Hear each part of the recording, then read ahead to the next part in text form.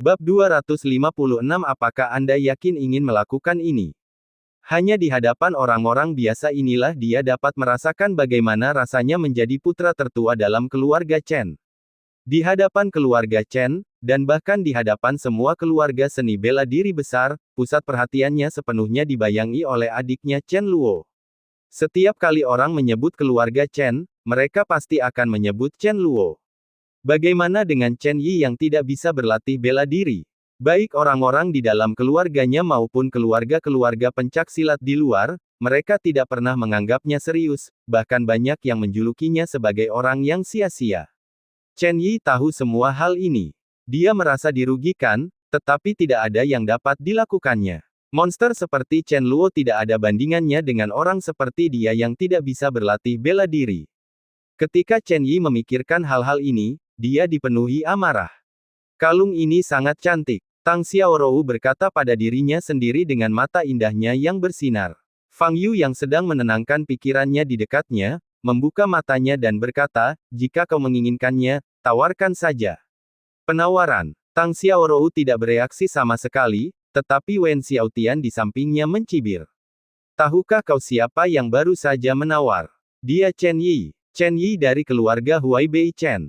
Jika kau berani menawar, dia akan membuatmu membayar harganya. Wen Xiaotian memandang Fang Yu dengan jijik dan berkata, lagi pula, tawarannya sudah lebih dari 2 juta. Jika kamu ingin menawar, kamu harus punya cukup uang. Jika kamu menawar barang itu tetapi tidak membayar, konsekuensinya akan serius. Menurut pendapat Wen Xiaotian, Fang Yu hanya berpura-pura keren.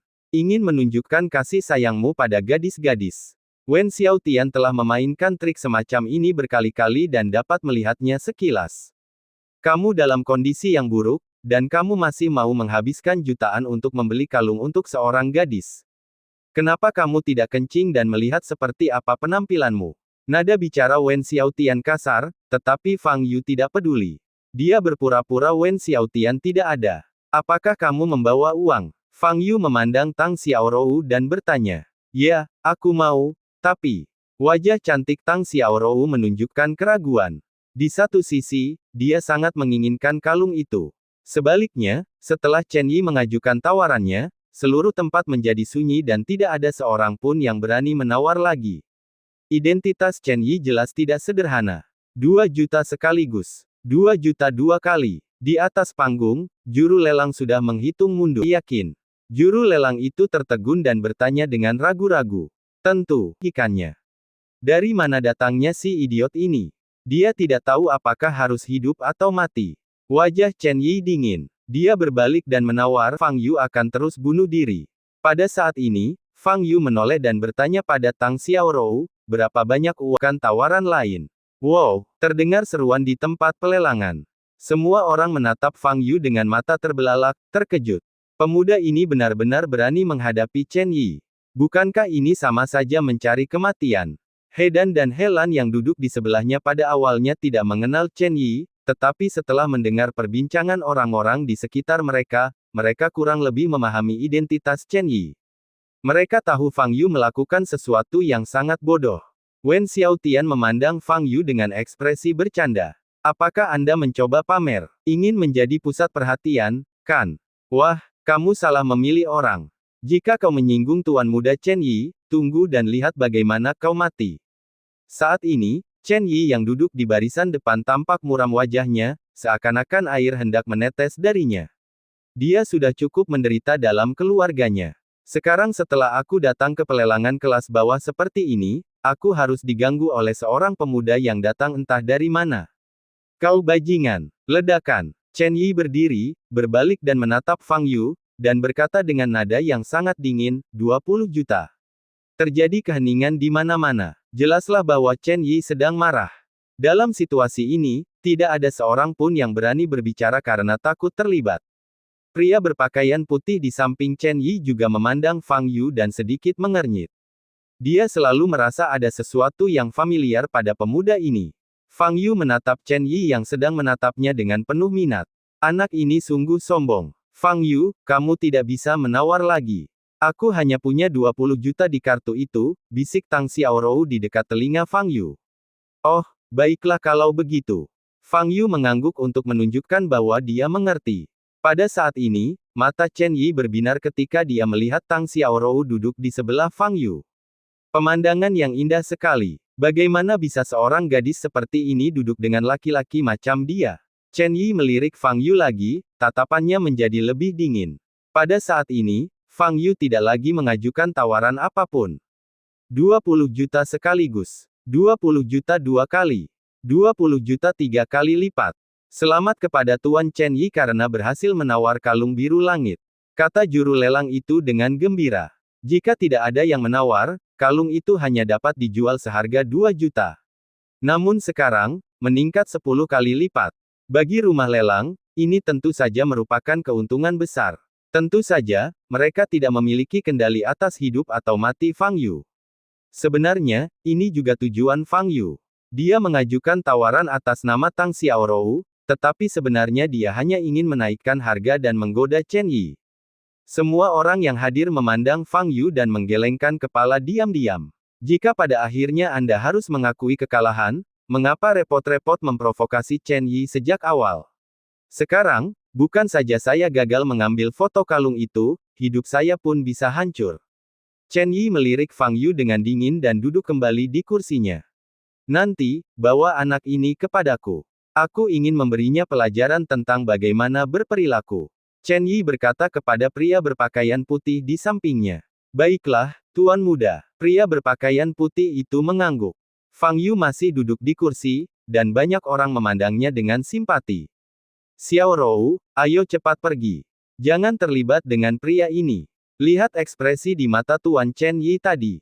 He Dan menarik tangan Tang Xiaorou dan berkata, ya, Xiaorou, anak ini gila, kita tidak bisa terlibat.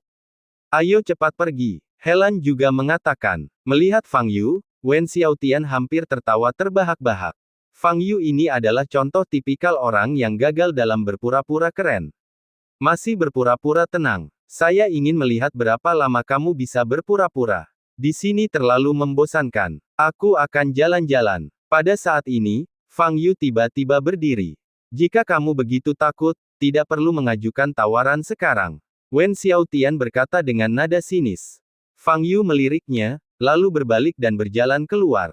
Tang Xiaorou menggigit bibirnya, berdiri, dan mengikutinya keluar. Pada saat ini, pria berkulit putih yang mengawasi Fang Yu segera berkata kepada Chen Yi, Tuan, orang itu tampaknya ingin pergi. Ingin berlari. Chen Yi tersenyum dingin, lalu segera berdiri, menunjuk ke arah Fang Yu, dan berkata dengan keras, Nak, jika kau melangkah maju lagi, aku akan mematahkan kaki anjingmu. Penawaran masih berlangsung di balai lelang. Tetapi situasi yang tiba-tiba membuat segalanya terhenti. Semua orang menatap Chen Yi, lalu Fang Yu, dengan ekspresi terkejut di mata mereka. Semua orang mengira Chen Yi akan menyelesaikan masalah dengan Fang Yu. Fang Yu berbalik dan menatap Chen Yi dengan senyum cerah di wajahnya. Awalnya saya ingin menunggu sampai lelang selesai sebelum melunasi tagihan. Tanpa diduga, Chen Yi tidak bisa menahan diri untuk melompat keluar. Masih berani tertawa. Kemarahan di hati Chen Yi makin bertambah kuat. Terutama gadis cantik itu berdiri di sebelah Fang Yu. Sekarang, saatnya baginya untuk menunjukkan energinya. Dia ingin mematahkan anggota tubuh Fang Yu di depan semua orang. Dia ingin semua orang tahu bahwa dia, putra tertua keluarga Chen, adalah seseorang yang tidak dapat diprovokasi. Patahkan tangan dan kakinya segera dan bawa dia kepadaku. Chen Yi berkata kepada pria berpakaian putih di sampingnya. Bai Daoren tidak ingin mengambil tindakan di depan banyak orang, tetapi dia tahu betul temperamen Chen Yi. Sambil mendesah ringan, lelaki berpakaian putih itu menatap Fang Yu dan mengulurkan tangan. Kalian semua, apakah kalian yakin ingin melakukan ini? Fang Yu berkata dengan senyum agak dingin di wajahnya. Bab 257 Aku Dao Tian. Mendengar ini, Chen Yi tersenyum sinis. Di Huaibei dan Nandu, apakah ada yang tidak bisa atau tidak berani dia lakukan? Terlebih lagi, aku baru saja membunuh seorang pemuda tak dikenal sepertimu. Aku tidak hanya akan memotong tangan dan kakimu, aku juga akan melemparkanmu dari lantai ini. Chen Yi melotot ke arah Fang Yu dan berkata dengan dingin. Yah, itu tidak bisa kita lakukan. Fang Yu mengangkat bahu. Chen Yi melirik Bai Daoren dan memberi isyarat padanya untuk mengambil tindakan. Orang lain yang hadir semuanya sangat gugup dan minggir satu demi satu, takut kalau mereka akan terluka karena kesalahan. Wen Xiaotian dan saudara perempuan He dan juga minggir. Kamu sudah mati sekarang. Wen Xiaotian memandang Fang Yu dengan senyum main-main di wajahnya. Hanya Tang Xiaorou yang masih berdiri di samping Fang Yu, wajahnya sedikit pucat, tetapi matanya tegas. Fang Yu sudah mendapat masalah, dan ini adalah fakta yang tidak bisa diubah. Sebagai teman Fang Yu, meskipun dia tidak dapat membantu Fang Yu dengan cara apapun, dia harus mendukung Fang Yu dan menunjukkan pendiriannya. Seluruh tempat itu sunyi, termasuk staf balai lelang Sainton. Mereka seharusnya berdiri untuk menjaga ketertiban, tetapi orang di depan mereka adalah Chen Yi, jadi mereka mengurungkan niat itu. Banyak orang yang hadir tahu bahwa lelaki tua yang berdiri di sebelah Chen Yi adalah seorang guru yang kuat. Di mata manusia biasa, jagoan bela diri itu bagaikan dewa. Beberapa orang mungkin tidak akan pernah Anda temui lagi seumur hidup Anda. Master bela diri, aku tidak menyangka bahwa aku akan memiliki kesempatan untuk menyaksikan keterampilan seorang master bela diri dengan mataku sendiri hari ini. Banyak orang memandang lelaki berpakaian putih itu seakan-akan sedang melihat dewa. Chen Yi menoleh ke arah Bai Daoren, memberi isyarat agar dia segera mengambil tindakan. Tetapi pria berpakaian putih itu mengerutkan kening dan menatap Fang Yu. Dia selalu merasakan ada aura yang familiar pada Fang Yu di depannya. Sepertinya kita pernah bertemu di suatu tempat sebelumnya dan punya kesan tentangnya. Orang-orang Dao Putih, cepatlah dan lakukan. Tepat saat Bai Daoren tengah mengingat dengan saksama, Chen Yi mendesaknya dan menyela pikirannya. Bai Daoren menarik napas dalam-dalam dan berhenti memikirkannya. Dia berbalik menatap Fang Yu dengan mata dingin dan mengulurkan tangannya untuk meraih udara. Ledakan. Energi sejati ini langsung mengenai tubuh Fang Yu, menimbulkan suara teredam. Hembusan angin bertiup dan menerpa Tang Xiaorou yang berdiri di sampingnya. Tang Xiaorou menjerit dan hampir jatuh ke tanah. Pada saat ini, sebuah tangan yang kuat mencengkeram lengannya dan menariknya ke belakang.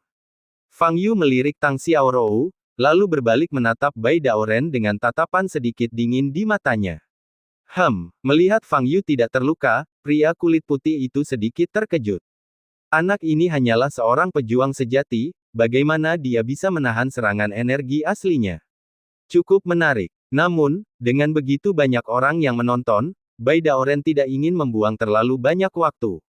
Dia ingin kemenangan cepat. Pria berpakaian putih itu memiliki tatapan tegas di matanya dan semburan energi terpancar dari tubuhnya. Dia mengangkat kedua telapak tangannya dan memutarnya di udara. Aliran energi sejati yang kuat membentuk siklon di depan telapak tangan. Kursi di depannya terlempar kemana-mana dalam sekejap. Kekuatan hisap besar datang ke arah Fang Yu. Pria dari Bai Dao ingin menarik Fang Yu di depannya. Maumu. Fang Yu tersenyum tipis, menggerakkan tubuhnya, dan bergegas maju. Saya ditilang. Di mata para penonton, Fang Yu ditarik paksa oleh orang-orang kerah putih. Jantung Tang Xiaorou berdebar kencang dan wajahnya berubah pucat. Dalam 2 detik, Fang Yu muncul di depan pria berpakaian putih. Chen Yi berdiri dengan kedua tangan di belakang punggungnya, menatap Fang Yu dengan jijik, dan mencibir, apakah kamu masih bisa melompat-lompat sekarang? Berlututlah. Lelaki berpakaian putih itu berteriak dingin, membalikkan telapak tangannya ke depan dan menekan ke bawah. Ledakan. Aliran energi sejati menekan ke arah Fang Yu, menyebabkan lantai ubin tempat Fang Yu berdiri meledak dengan suara keras. Tetapi Fang Yu masih berdiri di sana dengan ekspresi tenang, seolah-olah dia tidak terpengaruh sama sekali. Wajah pria kulit putih itu berubah sedikit dan matanya dipenuhi keterkejutan. Kekuatan 30% tidak cukup. Kalau begitu gunakan kekuatan 50%. Pria berpakaian putih itu mendengus dingin dan mengangkat tangannya, mencoba menekan lagi. Tetapi pada saat ini, dia merasakan hembusan angin dingin datang di depannya. Melihat lebih dekat, Fang Yu sudah berdiri di depannya. Pupil mata orang kulit putih itu mengecil. Fang Yu jelas telah terkunci oleh energi sejatinya, jadi bagaimana dia masih bisa bergerak?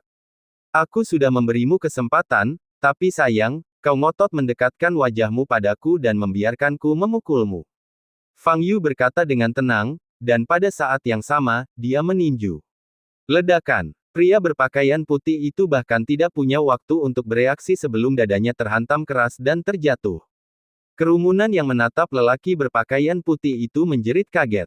Apa yang sedang terjadi? Sang jago bela diri benar-benar tersungkur hanya dengan satu pukulan. Mungkinkah pemuda di depannya lebih kuat dari jagoan bela diri itu? Fang Yu berbalik dan menatap Chen Yi. Chen Yi menggigil seluruh tubuhnya, menoleh untuk melihat Bai Daoren yang tergeletak di atas meja lelang, memuntahkan darah, dan berteriak, "Bai Daoren! Kau!" Ledakan. Sebelum Chen Yi bisa menyelesaikan kata-katanya, Fang Yu menamparnya ke tanah. Terdengar lagi seruan-seruan dari mana-mana. Semua orang menatap Fang Yu dengan mata terbelalak, bola mata mereka hampir keluar.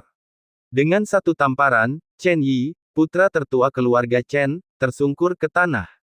Benar-benar langkah yang berani. Di seluruh Huaibei, Fang Yu mungkin satu-satunya yang berani melakukan ini.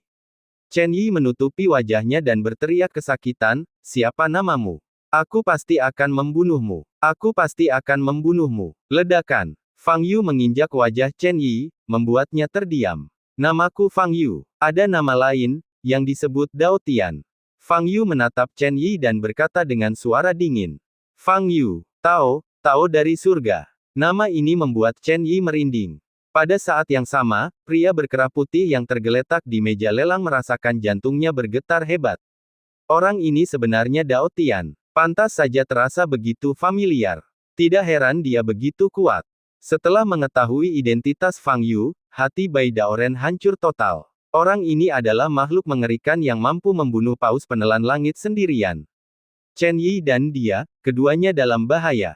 Chen Yi membuka matanya lebar-lebar dan menatap Fang Yu, matanya penuh dengan kengerian. "Kamu, bagaimana mungkin kamu Dao Tian? Dao Tian jelas tidak terlihat seperti ini. Apakah kamu belum pernah mendengar tentang penyamaran?"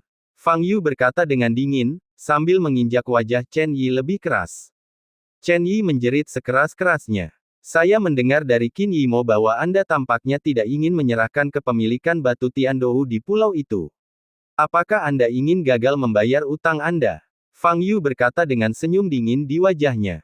"Batu Tiandou." Mendengar kata ini, hati Chen Yi hancur. "Aku hanya memberimu waktu sebulan, dan aku seharusnya sudah menyelesaikan masalah ini denganmu sejak lama. Tapi aku sibuk beberapa waktu lalu dan melupakannya untuk sementara waktu." Fang Yu menjauhkan kakinya, berjongkok, menatap Chen Yi yang pucat, dan berkata, "Hari ini, kamu tidak dapat melarikan diri." Jantung Chen Yi berdebar-debar dan ketakutan membuatnya tidak bisa berkata-kata. "Tentu saja Anda dapat memilih untuk menolak menyerahkan kepemilikan batu Tiandou." Fang Yu berkata sambil tersenyum dingin. Chen Yi menggigil seluruh tubuhnya, dan berkata dengan suara gemetar, "Aku akan menyerahkan kepemilikan batu Tiandou. Aku akan menyerahkannya. Jangan bunuh aku. Kamu mengatakan hal yang sama terakhir kali," kata Fang Yu. "Kali ini, aku pasti akan menyerahkannya. Aku bisa segera meminta seseorang di perusahaan untuk menyusun perjanjian pengalihan kepemilikan dan mengirimkannya kepadamu, asalkan kamu mengizinkanku pergi," kata Chen Yi. Fang Yu menyipitkan matanya sedikit dan berkata, "Baiklah, lakukan saja. Aku memberimu waktu setengah jam." Setelah mengatakan itu, Fang Yu berdiri dan duduk di kursi di belakang. Chen Yi segera bangkit, mengeluarkan ponselnya dari saku dan menghubungi anak buahnya. Pada saat itu, tempat itu sunyi senyap. Tidak seorang pun menduga segala sesuatunya akan berkembang menjadi seperti sekarang. Chen Yi benar-benar berlutut di depan pemuda bernama Fang Yu ini. Dia dipukuli begitu keras hingga hidungnya berdarah, tetapi dia masih terlihat patuh. Dengan penampilannya seperti ini, bagaimana dia bisa terlihat seperti putra tertua keluarga Chen yang dipandang rendah oleh semua orang? Pada saat ini, Wen Xiaotian, He Dan dan He Lan sudah tercengang. Terutama Wen Xiaotian, wajahnya pucat dan dia sangat ketat. Sebelumnya dia bersikap sarkastis dan mengejek Fang Yu. Kalau Fang Yu menaruh dendam padanya, dia akan celaka. Lagi pula, pihak lain bahkan berani mengalahkan Chen Yi. Chen Yi buru-buru memanggil bawahannya dan memintanya untuk membuat draft kontrak pengalihan kepemilikan batu Tiandou. Kali ini dia tidak berani mempunyai pikiran jahat. Batu Tiandou dan kristal Tiandou hanyalah benda tak berarti di hadapan kehidupan. "Tuan muda, mengenai pengalihan kepemilikan batu Tiandou, apakah kita perlu berkomunikasi dengan ketua terlebih dahulu, kata bawahan itu dengan ragu-ragu. Komunikasi omong kosong. Kirimkan padaku sekarang juga. Chen Yi mengutuk. Bab 258, Lembah Abadi yang Runtuh. Sekitar 10 menit kemudian, dua pria berjas dan berdasi bergegas ke tempat pelelangan. Melihat kondisi Chen Yi dan Bai Daoren yang menyedihkan, wajah mereka berubah. Tuan muda, ini adalah kontrak yang baru saja dibuat. Selama Anda menandatanganinya, Anda dapat menyelesaikan pemindahan kepemilikan Batu Tiandou di pulau itu. Seorang bawahan mengeluarkan setumpuk dokumen dari tas kerjanya dan menyerahkannya kepada Chen Yi. Batu Tiandou. Mendengar nama itu, banyak orang di sekitar yang terkejut. Ini adalah salah satu jenis batu termahal di dunia. Hampir semua perhiasan yang dibuat dengan kristal Tiandou dapat dijual dengan harga selangit. Dilihat dari kata-kata Chen Yi, sepertinya dia ingin mentransfer sejumlah besar batu Tiandou ke Fang Yu tanpa syarat.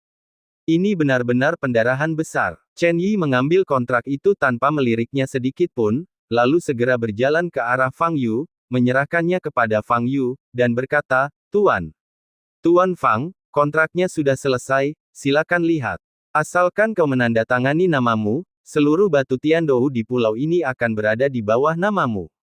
Fang Yu tidak memperhatikan dengan seksama. Dia tahu bahwa pada saat kritis ini, Chen Yi tidak berani berpikiran buruk. Dia mengambil pena dan menandatangani namanya. Hati Chen Yi berdarah saat dia melihat Fang Yu menandatangani. Bagaimana dia akan menjelaskan hal ini kepada orang tua ketika dia pulang ke rumah malam ini? Saya takut kakinya patah. Tetapi saat ini, dia tidak punya pilihan lain. Adegan Fang Yu meninju kepala paus pemakan langit berkali-kali, meninju tengkoraknya hidup-hidup, masih terbayang jelas dalam ingatannya. Dia tidak boleh memprovokasi Fang Yu lagi, kalau tidak nyawanya akan dalam bahaya. Setelah Fang Yu menandatangani, Chen Yi menatap Fang Yu dan bertanya dengan ragu-ragu, Tuan Fang, sekarang kepemilikan Batu Tiandou telah dialihkan ke nama Anda. Bisakah saya pergi sekarang? Pergi. Kuharap aku tak melihatmu lagi. Fang Yu berkata dengan ringan. Chen Yi membungkuk pada Fang Yu dan berbalik. Tuan muda, apa yang harus kita lakukan dengan Bai Daoren? Salah satu bawahan menatap Bai Daoren yang tak sadarkan diri dan bertanya saat dia mendekat. Cepat bawa dia ke rumah sakit. Apa kau butuh aku untuk mengajarimu? Chen Yi berkata dengan ekspresi muram. Hari ini, dia telah kehilangan seluruh wajah dan harga dirinya. Begitu banyak orang melihat dengan mata kepala sendiri bahwa dia diinjak wajahnya oleh Fang Yu dan menangis memohon belas kasihan. Jika kejadian hari ini terungkap, engah. Semakin Chen Yi memikirkannya, semakin marah dia jadinya. Dia bahkan tidak dapat berjalan dengan mantap, lalu dia tersandung dan jatuh ke tanah. Guru, Anda baik-baik saja. Salah satu anak buahnya segera melangkah maju dan mencoba membantunya berdiri. Keluar, wajah Chen Yi menjadi pucat. Dia berjuang untuk bangkit dan melarikan diri dari tempat pelelangan. Setelah Chen Yi pergi, tempat itu tetap sepi. Lelangnya belum berakhir, tetapi setelah apa yang terjadi, saya tidak tahu bagaimana melanjutkannya. Mata semua orang terfokus pada Fang Yu. Siapa identitas pemuda ini? Pukul tuannya dan injak putra tertua keluarga Chen. Dengan keterampilan dan keberanian seperti itu, dia seperti tokoh utama dalam film. Setelah memperoleh kepemilikan Batu Tiandou, Fang Yu tidak ada lagi yang bisa dilakukan di sini, jadi dia bangkit dan pergi. Sepupu, aku pergi dulu. Kita akan saling menghubungi nanti. Tang Xiaorou menyapa Hedan dan Helan lalu berlari mengejar mereka. Di bawah tatapan penuh kekaguman dari orang banyak, Fang Yu dan Tang Xiaorou meninggalkan tempat pelelangan bersama. Mengapa kamu mengikutiku? Setelah meninggalkan pusat keuangan Jinxiu, Fang Yu berbalik dan berkata kepada Tang Xiaorou yang berjalan di belakangnya. Kamu mau pergi kemana? Tang Xiaorou bertanya. Pulang, kata Fang Yu. Pulang ke rumah. Apakah kamu punya rumah di Nandu? Tang Xiaorou bertanya dengan heran. Tepatnya, itu adalah tempat tinggal, kata Fang Yu. Kalau begitu, aku akan kembali bersamamu dan melihat seperti apa tempat tinggalmu, kata Tang Xiaorou. Fang Yu sedikit mengernyit melihat perilaku pengikut Tang Xiaorou dan hendak berbicara. Jangan seperti ini. Aku tidak punya kegiatan lain di Nandu. Aku sangat bosan. Tang Xiaorou menatap Fang Yu dengan iba dan berkata. Fang Yu tidak mengatakan apa-apa lagi dan membiarkan Tang Xiaorou terus mengikutinya. Setengah jam kemudian, Fang Yu kembali ke apartemen Ren, yang merupakan rumah Liu Lianxia.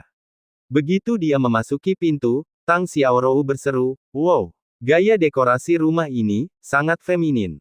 Mata Tang Xiaorou penuh dengan bintang. Jelas saja gaya dekorasi ini sangat sesuai dengan kesukaannya. Fang Yu mengabaikannya dan menelepon Qin Yimo untuk memberitahunya bahwa kepemilikan batu Tiandou telah diperoleh. Qin Yimo sangat terkejut dan berkata, "Saya akan membahas detailnya dengan Anda ketika Anda kembali ke Jiangnan." Setelah menyelesaikan panggilan dengan Qin Yimo dan berjalan keluar dari ruang tamu, Tang Xiaorou berdiri di balkon, memandangi pemandangan di luar. "Fang Yu, tempat tinggalmu sangat indah, aku sangat menyukainya." Tang Xiaorou menoleh ke arah Fang Yu dan berkata. Fang Yu tidak mengatakan apa-apa. "Berapa biaya sewa di sini? Kalau aku berhasil masuk Universitas Nandu, aku juga akan menyewa kamar di sini." Tang Xiaorou berkata dengan mata indahnya yang bersinar. "Sewa rumah." Fang Yu mengerutkan kening dan berkata, "Tempat ini tidak disewakan. Tapi bukankah kamu menyewanya? Aku melihat ada 2 kamar lagi." Tang Xiaorou bertanya dengan ragu. "Ini adalah milik seorang teman saya. Dia tidak akan mau menyewakannya," kata Fang Yu. "Wah, sayang sekali." Tang Xiaorou berkata dengan menyesal. Duduk di sofa di ruang tamu, Tang Xiaorou menatap Fang Yu dan bertanya, "Fang Yu, kamu sudah menemukan tempat tinggal di Nandu. Apakah kamu ingin mendaftar ke Universitas Nandu?" Fang Yu belum memikirkan pertanyaan ini, jadi dia menjawab, "Itu tergantung situasinya.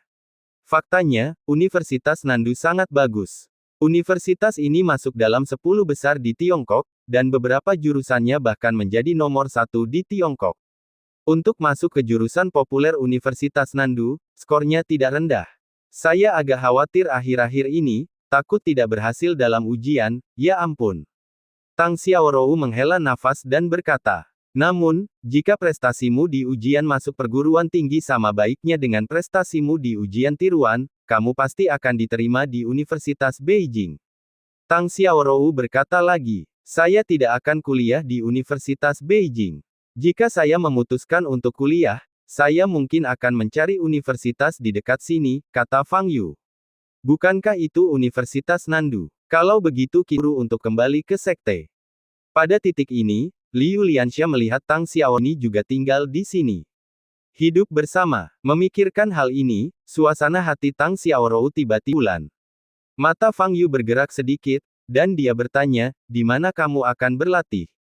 Kudengar ini terlalu dibesar-besarkan. Orang-orang yang menjadi abadi tidak akan pernah tinggal di bumi, jadi bagaimana bisa ada pembicaraan tentang orang-orang abadi yang jatuh di bumi?"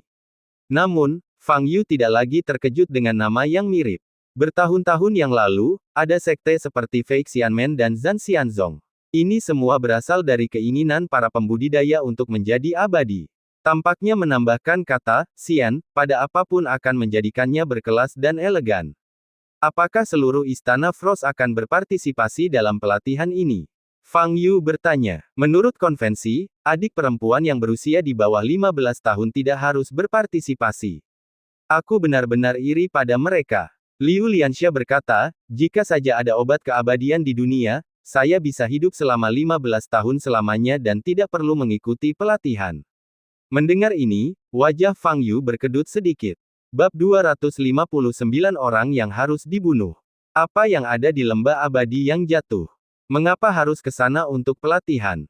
Fang Yu bertanya lagi. Bagaimana aku tahu? Aku belum pernah ke sana. Tapi latihannya tidak lebih dari sekadar berjalan di jalan yang sulit dan berhadapan dengan binatang buas. Membosankan sekali, kata Liu Lianxia. Fang Yu tidak mengatakan apa-apa. Tang Xiaorou, yang duduk di sebelah mereka, benar-benar bingung dengan percakapan antara keduanya. Fang Yu melirik Tang Xiaorou dan berkata, "Jika kamu tidak ada hal lain yang harus dilakukan, pergilah saja." Tang Xiaorou menatap Fang Yu, lalu Liu Lianxia, dan berdiri, "Kalau begitu, aku pergi dulu."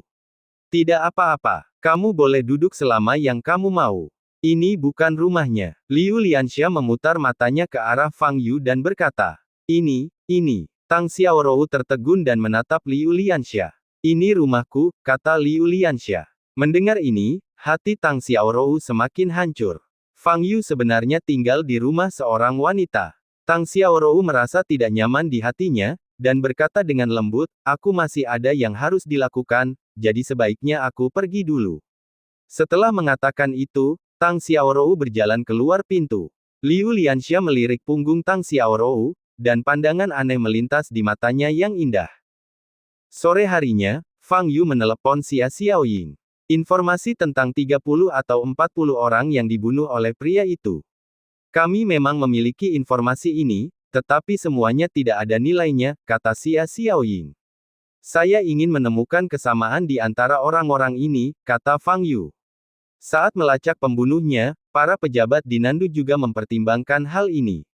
Namun, setelah mempelajari informasi dari 34 orang yang meninggal, mereka hanya menemukan satu kesamaan yang jelas, kata Xia Xiaoying.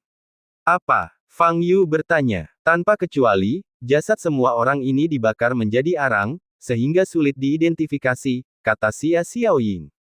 Tidak ada kesamaan lain. Fang Yu mengerutkan kening dan bertanya. Tidak, di antara orang-orang ini, ada manusia biasa yang tidak berlatih bela diri, ada seniman bela diri bawaan, dan ada beberapa ahli bela diri. Mengenai pekerjaan mereka, ada dokter, pekerja, guru, dan gelandangan. Singkatnya, dilihat dari informasinya, pembunuhnya hanya membunuh orang secara acak. 34 orang yang tewas tidak memiliki hubungan dan tidak ada kesamaan, kata Xia Xiaoying. Fang Yu mengerutkan kening. Hal ini membuatnya makin sulit untuk mengetahui tujuan pembunuhan pewaris istana Xian. Pembunuhan acak, apakah hanya untuk kesenangan? Namun sulit untuk membenarkan pengambilan risiko sebesar itu hanya demi kesenangan. Setelah hening sejenak, Fang Yu berhenti berpikir dan bertanya, lembah abadi yang jatuh, apakah kamu punya informasi relevan tentang tempat ini? Lembah abadi yang runtuh di Huaibei. Saya memang baru saja menerima informasi relevan tentang lokasi ini. Mohon tunggu sebentar, kata Xia Xiaoying. Setelah beberapa saat, Xia Xiaoying tampaknya telah menemukan beberapa informasi dan berkata, lembah Zuixian adalah tempat suci sekte Tianxing di Huaibei. Konon, tempat ini merupakan tanah harta karun yang telah ada sejak zaman kuno. Ada banyak harta karun alam di dalamnya, itulah sebabnya tempat ini menarik banyak pejuang. Selain itu, tempat ini disebut lembah Zuixian karena merupakan tempat di mana seorang dewa tertentu meninggal di zaman kuno. Tulang-tulang dan relik abadi itu terletak di bagian terdalam lembah abadi yang runtuh. Saat ini, belum ada seorang pun yang mampu mencapai tempat itu. Karena ini adalah tanah suci suatu sekte, mengapa harus dibuka untuk siapapun untuk masuk? Fang Yu bertanya. Petik 2 titik titik titik. Karena kondisi di lembah abadi jatuh, sangat cocok bagi sekte-sekte besar untuk mengirim murid-murid mereka untuk berlatih, dan sekte-sekte yang ingin memasuki lembah abadi jatuh untuk berlatih harus membayar sejumlah harta benda kepada lembah abadi jatuh, yang bisa berupa uang atau barang-barang seperti ramuan dan senjata ajaib, kata Xia Xiaoying. Maksudmu, sekte Tianxing membuka lembah abadi runtuh demi keuntungan? Kata Fang Yu. Seharusnya memang begitu. Sebenarnya, aku tidak tahu banyak tentang hal-hal seperti sekte, kata Xia Xiaoying. Saya mengerti, kata Fang Yu. Ada satu hal lagi. Gerbang abadi yang jatuh konon dibuka 20 tahun sekali, tapi kali ini waktu pembukaannya 2 tahun lebih awal, dan baru 18 tahun sejak pembukaan terakhir, kata Xia Xiaoying. Mungkin dia tidak punya uang di sakunya dan perlu segera menghasilkan uang, kata Fang Yu. Ini adalah informasi yang saya ketahui tentang lembah abadi yang jatuh. Apakah Anda punya pertanyaan lain? Xia Xiaoying bertanya. Tidak lagi, terima kasih, kata Fang Yu. Setelah menutup telepon, Fang Yu berpikir keras. Lembah abadi yang jatuh. Setiap kali hal ini terjadi, Fang Yu merasa sangat menyesal. Selama 2000 tahun terakhir, keinginannya begitu tertekan sehingga dia tidak memperhatikan dunia di sekelilingnya. Akibat dari melakukan hal ini adalah Anda terputus dari informasi dan kehilangan kontak dengan perkembangan zaman. Apa yang diketahuinya hanyalah hal-hal yang terjadi pada masa lampau dan sama sekali tidak berhubungan dengan masa kini. Misalnya, Fang Yu bahkan belum pernah mendengar tentang lembah abadi yang jatuh dan gerbang bintang surgawi. Sial, aku tidak ada bedanya dengan anak berusia 18 tahun sekarang. Aku benar-benar mengalami kemunduran seiring bertambahnya usiaku, kata Fang Yu sambil menepuk kepalanya. Namun, Fang Yu masih sangat tertarik pada lembah abadi yang jatuh. Karena, menurut Liu Lianxia dan Xie Xiaoying, ini adalah peristiwa besar bagi semua sekte utama di Huaibei, dan banyak prajurit ingin mendapatkan harta karun di lembah abadi yang jatuh. Kemudian pewaris istana Ziyan mungkin juga menerima berita tersebut dan memasuki lembah abadi yang jatuh. Ngomong-ngomong, aku tidak ada kegiatan lain akhir-akhir ini, jadi ini kesempatan bagus untuk pergi ke sana. Mungkin saya akan memperoleh beberapa keuntungan yang tak terduga, seperti terakhir kali di Gunung Shirakawa, ketika saya menemukan urat nadi spiritual secara langsung. Fang Yu saat ini telah mencapai level 9955 tahap pemurnian Qi. Jika dia menemukan jalur spiritual yang lain, dia mungkin bisa mencapai level ke-10.000. Tentu saja, Fang Yu yakin bahwa pernyataan tentang keabadian itu tidak masuk akal. Lembah abadi yang runtuh, tempat para makhluk abadi duduk dan mati. Begitu Anda menjadi abadi, Anda tidak dapat lagi tinggal di bumi dan hanya dapat naik ke tingkat yang lebih tinggi. Dalam kasus ini, bagaimana bisa ada orang abadi yang duduk dan meninggal di bumi? Setelah berkomunikasi dengan Xie Xiaoying, Fang Yu keluar dari ruangan dan bertanya pada Liu Lianxia, kapan kamu akan kembali ke Istana Frost besok? Aku tidak akan kembali ke Istana Frost. Aku akan bertemu langsung di depan lembah abadi yang runtuh. Aku mungkin akan sampai di sana sekitar pukul 10 pagi besok, kata Liu Lianxia. Aku akan pergi bersamamu, kata Fang Yu. Huaibei, keluarga Chen, aula. Bajingan, apa kau akan memindahkan kepemilikan batu Tiandou begitu saja? Apa kau tahu berapa harga batu Tiandou itu? Seorang pria mengenakan piyama dan berambut abu-abu mengumpat seorang pria muda di depannya. Orang yang dimarahi adalah Chen Yi, dan orang yang dimarahi adalah ayah Chen Yi dan kepala keluarga Chen saat ini, Chen Nansheng. Chen Yi menundukkan kepalanya, dengan bekas luka yang terlihat jelas di wajahnya, dan berkata, aku tidak punya pilihan. Tahukah kamu seberapa kuat Fang Yu? Jika aku tidak menyetujui permintaannya, dia akan memukulku sampai mati di tempat. Bahkan jika kau dipukuli sampai mati, kau tidak boleh menyerahkan kepemilikan batu Tiandou. Apakah kau pikir hidupmu yang sia-sia itu lebih berharga daripada setumpuk batu Tiandou itu? Chen Nansheng mengumpat dengan marah dan berwajah gelap. Mendengar ini, Chen Yi menjadi pucat dan tidak bisa berkata apa-apa. Chen Nansheng sangat marah hingga dia terengah-engah dan berjalan mondar-mandir di aula dengan tangan di belakang punggungnya. Suasana di seluruh aula sangat khidmat. Para pelayan yang berdiri di dekatnya menundukkan kepala dan tidak berani bernapas. Batu Tiandou. Batu Tiandou di pulau itu setidaknya bernilai puluhan miliar, atau bahkan ratusan miliar. Chen Nansheng tidak bisa menerima pemindahan kepemilikan begitu saja. Sialan. Dasar bajingan. Aku seharusnya tidak melahirkan pecundang seperti. Chen Nansheng menjadi semakin marah, lalu menoleh ke seorang pelayan dan berkata, ambilkan aku tongkat. Chen Yi menggigil seluruh tubuhnya. Tak lama kemudian pembantunya datang membawa tongkat kayu. Chen Nansheng meraih tongkat kayu dan mengayunkannya ke Chen Yi. Chen Yi segera mundur untuk menghindari tongkat itu. Kamu masih berani bersembunyi. Chen Nansheng mengumpat dan mengejarnya.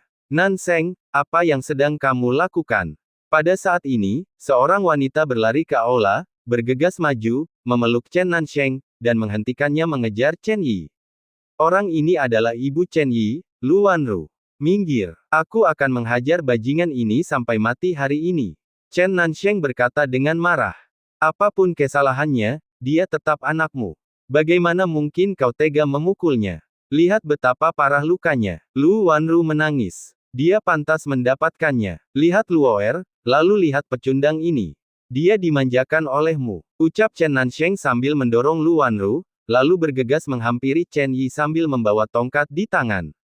Hentikan. Pada saat ini, sebuah suara tua terdengar. Seorang lelaki tua keluar, diikuti seorang pemuda tampan. Ayah. Ketika melihat lelaki tua itu, wajah Chen Nansheng sedikit berubah dan dia meletakkan tongkatnya. Tuan tua Chen menatap Chen Yi, lalu Chen Nansheng, dan mendesah. Bukankah akan menjadi bahan tertawaan orang lain jika melihat ayah dan anak bertengkar seperti ini? Wajah Chen Nansheng memucat, dan dia berkata, aku benar-benar marah. Si brengsek Chen Yi ini, dia mengambil batu Tiandou. Saya mendengar semuanya. Tuan Tua Chen melambaikan tangannya dan berkata, sudah sampai pada titik ini. Memukulnya sampai mati tidak akan mengubah hasilnya. Chen Nansheng melirik Chen Yi dengan marah dan berkata, kita harus menghukumnya sedikit agar dia mengingat ini. Baiklah, sekarang fokus pembahasannya adalah bagaimana mengambil kembali kepemilikan batu Tiandou, kata Tuan Chen. Pada saat ini, Chen Luo di belakangnya menatap Chen Yi dan bertanya, kakak, kamu baru saja mengatakan, siapa nama orang yang memaksamu menandatangani kontrak? Petik 2. Fang Yu. Chen Yi memikirkannya dan menceritakan semua yang terjadi di pulau sebelumnya. Orang yang membunuh paus penelan langit sendirian, pasti orang itu. Mata Chen Luo sangat dingin. Tuan Chen memandang Chen Luo dan bertanya, apakah Anda kenal orang ini? Lebih dari sekedar kenalan. Chen Luo menggelengkan kepalanya. Terakhir kali di Gunung Baichuan, Fang Yu mengambil kesempatan yang awalnya menjadi miliknya. Sejak saat itu, Chen Luo menganggap Fang Yu sebagai musuh yang harus dibunuh. Chen Luo, sebagai orang yang terlahir kembali, tidak akan pernah membiarkan siapapun menghancurkan keberuntungannya. Serahkan masalah ini padaku. Chen Luo berkata dengan dingin. Saya akan membunuh orang ini. Keesokan paginya, Fang Yu dan Liu Lianxia meninggalkan Nandu dan menuju lembah abadi yang jatuh. Perjalanannya tidak jauh. Mereka berangkat pukul 8, dan pukul 10, mereka tiba di gerbang lembah abadi yang jatuh. Pada saat ini, ada beberapa tim yang berdiri berjejer di depan gerbang gunung, setiap tim beranggotakan sekitar 10 orang. Mereka pastilah para pengikut dari sekte-sekte utama. Liu Lianxia melihat sekeliling, mencari gurunya Su Lengyun. Tak lama kemudian, dia melihat lokasi Su Lengyun dan berlari cepat. Menguasai. Liu Lianxia berteriak. Su Lengyun berbalik dan melihat Liu Lianxia terlebih dahulu, tapi segera menyadari Fang Yu berdiri di belakang Liu Lianxia. Kakak Yu, kenapa kamu ada di sini? Wajah Su Lengyun berseri-seri karena kegembiraan, dan dia berjalan melewati Liu Lianxia dan datang di depan Fang Yu. Bab 260 Sekte Yinsa. Aku tidak ada kegiatan lain akhir-akhir ini, jadi aku hanya jalan-jalan saja. Fang Yu menjawab, apakah kau juga ingin memasuki lembah abadi yang jatuh? Su Lengyun bertanya dengan mata indahnya berbinar. Tentu saja. Fang Yu menjawab, Guru, Anda bertindak terlalu jauh. Melihat Su Lengyun melupakan murid kesayangannya begitu dia melihat Fang Yu, Liu Lianxia menggertakkan giginya karena marah dan merasa sangat cemburu. Su Lengyun berbalik dan berkata sambil tersenyum, kupikir kamu akan terlambat, tapi aku tidak menyangka kamu cukup tepat waktu.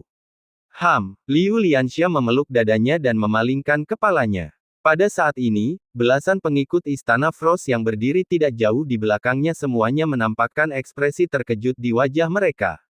Mereka sama seperti Liu Lianxia pada awalnya. Mereka sangat terkejut melihat Su Lengyun mengobrol begitu baik dengan seorang pria.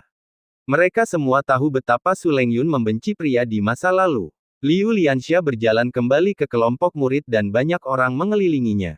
Adik Liu, siapakah orang ini? Mengapa guru tampak sangat mengenalnya? Lebih dari sekadar akrab, lihatlah betapa senangnya guru mengobrol dengannya, dia tertawa sepanjang waktu.